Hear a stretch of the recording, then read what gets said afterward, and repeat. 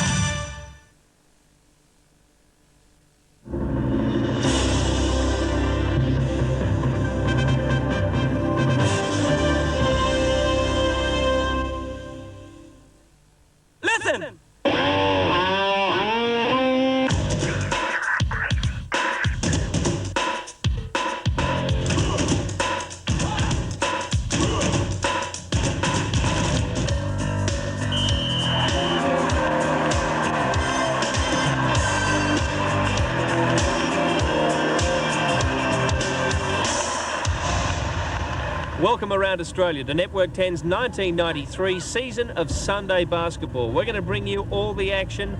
This is going to be the day of the week for basketball. We're going to bring you all the games played around Australia on Fridays and Saturdays. The latest news in the NBL, profiles, action interviews, more action. If it's happening in basketball, we'll tell you about it. Next week, we present the Kmart Classic, featuring all 14 NBL teams and 2 guest teams contesting the important pre-season tournament in Sydney, Melbourne, Adelaide and Perth. Check your local guides. The finalists in the Classic will be put to the test the following weekend, and the grand final is reserved for Sunday, the 4th of April. Saturday, April 10, Basketball Extra returns to your screens and will include the popular NBA Game of the Week. On the 16th, we proudly present Week 1 of the 1993 Mitsubishi Challenge. Catch your favourite teams on our Friday and Saturday delayed telecasts.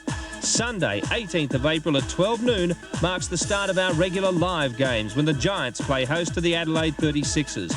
Sunday basketball will deliver more than just the live match, with a roundup of all weekly games, the news and stories that concern Australia's fastest growing sport. As you can see, the biggest and brightest basketball season is standing by here on 10, your NBL network. Well, there's just a few weeks before the tip-off of the 1993 season, so to get you in the mood, we're going to show you the very best of 1992, plus a preview of the latest team to enter the National Basketball League. So sit back and get ready for the best action you'll ever see.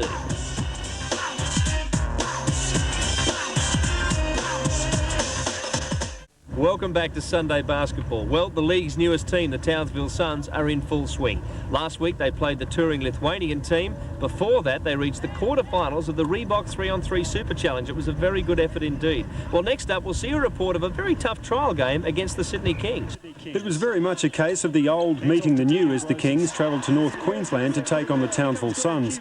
The Kings are likely to start favourites for this year's NBL crown, and they showed why against the Suns.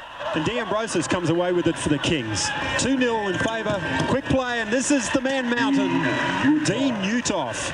The Sydney Siders' option to play up-tempo this year sounds an ominous warning to the league. Despite the likes of man mountain Dean Uthoff and Ken McClary, the Kings looked comfortable with the fast break style. Quarter time and the Suns trailed by 7, but there was little the hometown side could do to counteract the Kings' playmakers. Dwayne McLean as awesome as ever. But it's quickly transition play again, and D-train Dwayne McLean with a great retaliation for the Kings. But Tim Morrissey there to deflect it away for the Kings, and they're quickly down the floor again through Dean Uthoff. I hope that basket up there is nice and strongly built. The Kings come away with it through Keogh. Keogh runs the floor quickly, gets it off to McClary, quickly to Dalton. Dalton with an easy 2-pointer from the top of the key. At the major break, and the result was never in doubt, the Kings extending their half-time 66-51 lead to 30 points by three-quarter time. The Suns were playing for pride, coach Mark Bragg opting to give his youngsters a run, and they didn't disappoint, displaying glimpses of brilliance. He's got a 3-on-2 situation, gets it outside the Mitchell Hill, and that will bring the roof off the entertainment centre. Kieran Mitchell Hill with his first shot of the night, and it's a 3. off to Jensen. In turn to Mitchell Hill. Nice pass inside to Jason Cameron. Great Sydney coach Bob Turner also gave his bench players plenty of court time. The Kings running out convincing winners 138 to 114. Former Illawarra guard Greg Hubbard top scored with 26 points, while Remus Curtinitis and Ricky Jones led the scoring statistics for the Suns. Well, I think the good thing about it probably brought everybody back to earth as to where we're at, you know. After the Bullets game, I think there was a fair amount of expectation in the air, and although I don't think we obviously didn't play very well tonight, it was a good example of a very inexperienced team playing a team of veterans, and I thought we played very inexperienced, and I thought they played like veterans, and I guess early in the game that hurt us, and once it got out to 18, 20 points, it's always going to be difficult to get it back. We came out with some intensity, some enthusiasm, and we wanted to win, and that's the big difference. And we have to have that attitude, being from Sydney, that every time we hit the court, people expect us to play and expect us to win, and none more so than ourselves. And we have to get that attitude, even though it's pre-season, to play every time. Well, I think the Suns coach Mark Bragg will be the first to admit they have a few shortcomings, but they're pretty well a balanced team, Steve. I think when they put their team together, they had a really good idea in mind. They put the young players that they got, the youth players who really had to go out there and hustle, out with the experienced players and to get that really good balance together. Remus Curtinitis and Graham Cubank from the Adelaide 36ers, I thought that was a really good pick for him. Well, Remus is a tremendous character. He doesn't speak his English too well, but he's a great personality, as you'll find throughout the season. And he seems to have formed a bit of a combination with Ricky Jones. That's right. He has the outside potential to go out there and shoot the ball very well, and he also can go inside, and that's what Ricky Jones does very well. He's got long arms, and he's going to have to do a lot for him to be successful. Well, I think you'll agree now that the Townsville Suns will be more than ready for the 1993 season. Y'all ready for this?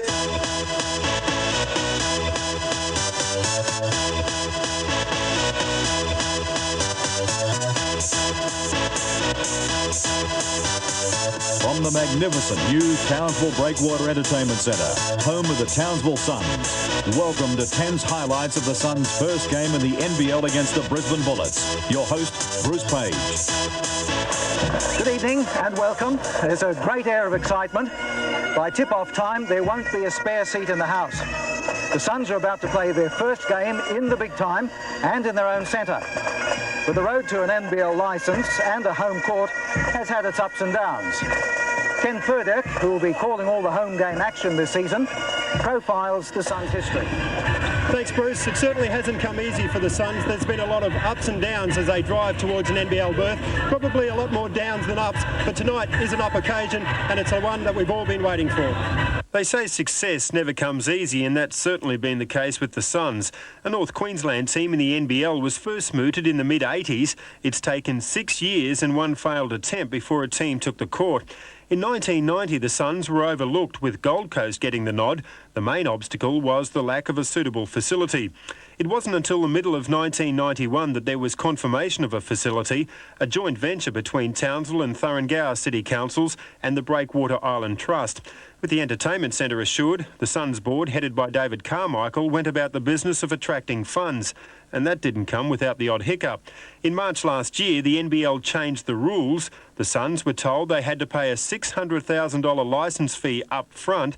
There's no doubt it was a setback. It's tough economic times. Everybody's got their own businesses to worry about. You know, you've sort of got to put your priorities in your own business first, and if you've got some spare capital, well, then you have a go at doing these sorts of things. And when we walked out after giving our presentation, I was very, very confident we were going to be accepted. I didn't have any doubt about that.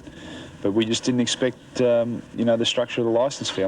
A week later, the Suns' 18 shareholders agreed to providing the additional money. Then, on April 30, the day many North Queenslanders had waited for, the Suns paid the league a $100,000 deposit. From here on in, there was no turning back. The Suns are now bulletproof. With the money in the bank now, the $1 million paid up capital, in fact, says we are now bulletproof. Securing major sponsor Power Brewing was the next step for the Suns, the beer company committing itself to more than $250,000 annually. These people display a level of tenacity and loyalty that defies description. And that's the thing that attracted us. It's been a turbulent few years for the Suns, but many agree it's all been worthwhile. The Suns management says it couldn't have been done without the support of North Queensland. The Suns are now ready to make basketball history, but the general consensus is the battle has only just begun. And we'll be back with more of the Suns. Are you ready? After the break.